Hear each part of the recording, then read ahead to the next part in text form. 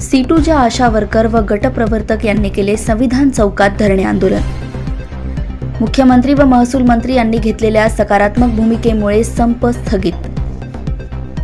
आशा व गटप्रवर्तक कर्मचारी युनियन व आरोग्य विभाग कंत्राटी कर्मचारी युनियन CITU नागपूर जिल्ह्यातर्फे नागपूरच्या संविधान चौकात 1200 आशा वर्कर व गटप्रवर्तक यांनी उपस्थित राहून काँग्रेस राजेंद्र साठे यांच्या नेतृत्वात धरणे आंदोलन केले।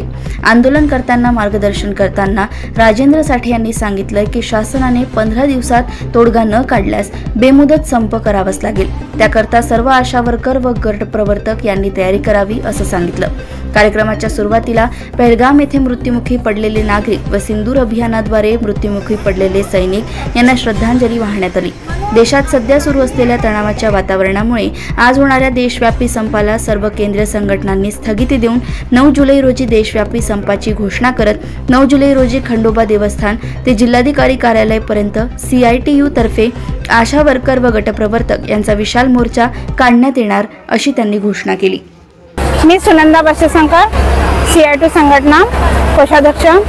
मी आज 20 मेच्या या धरणे आंदोलनाविषयी बोलणार आहे की आशा वर्कर ही 2017 पासून 2007 पासून गाव स्तरावर काम करत आहे, परंतु एवढं काम करत असताना आशा वर्करचा कुठेही लेखाजोखा नाही।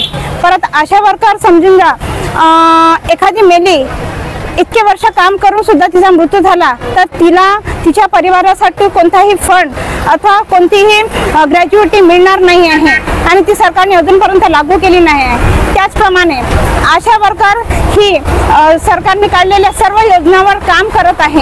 घरोघरी जाऊन काम करत असताना सुद्धा सरकार तिची कोणत्याही प्रकारची दखल घेत नाही आहे आणि ते दखल घेणं सरकारचं काम आहे, कारण सरकारची योजना ही लोकांच्या घराघरापर्यंत पोहोचवते। सरकार योजना काढते कशासाठी? लोकांसाठी काढते। लोकांसाठी योजना काढत असताना ही योजना पोहोचवते कोण? आशा वर्कर पोहोचवते। मग आशा वर्कर योजना पोहोचवत असताना सुद्धा सरकारचं काम भरते आशांना सरकारी कर्मचारीचा दर्जा देणे। सरकारी कर्मचाऱ्याचा दर्जा देणे हे सरकारचं आद्य कर्तव्य बनते आणि आरोग्य विभागामध्ये ज्या अर्थी आशा वर्कर काम करत आहे तर आरोग्य विभाग हे जनतेची सेवा करत आहे, ना की या पेंडालमध्ये येऊन बसण्याची आज आशा वर्करांवर परिस्थिती आलेली आहे। हे सरकारची सर्वात मोठी कमजोरी आहे। आणि दुसरी महत्त्वाची गोष्ट, माता बाल संगोपनामधून आशा वर्करची निवड झालेली आहे। मग त्यांचं काम त्यांना तेच काम द्यायला पाहिजे मातेचे आणि बालकाचे संरक्षण करण्यासाठी। आता सांगा, आशा वर्करांना ऑनलाईनचे कामं देतात, बिचारे आशा वर्कर दिवसभर बसू ऑनलाईनचे कामं करतात। एका घरी जातात तर एक तास त्यांना आभा ID कार्ड आणि आयुष्यमान भारत कार्ड काढायला लागते। ह्या असे जर ऑनलाईनचे कामं येत असतील तर आशा वर्कर काय मातेचे आणि बालकाचे संरक्षण करणार? ह्या गोष्टी सरकारला समजायला पाहिजे।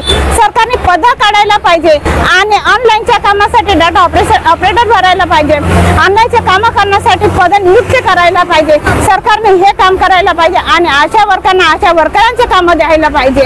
आशा वर्करांवर सर्व कामाचा बोजा आशा वर्करांवर लादलेला आहे।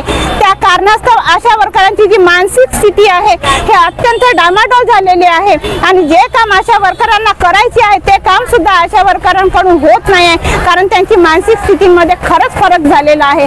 म्हणून त्यांना त्यांचं जे काम आहे तेच आशा वर्करांना करू द्यावा। मी उषा मेश्राम CITU संघटना महासचिव।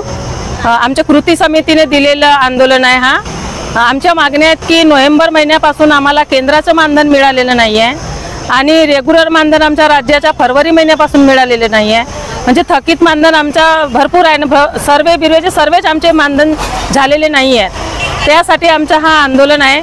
आमच्या आंदोलनाचे हे पैसे जर लवकर मिळाले नाही म्हणजे आमच्या सर्वेचे किंवा कामाचे, तर आम्ही बेमुदत संपावर जाण्याचा आमचा निर्णय झालेला आहे।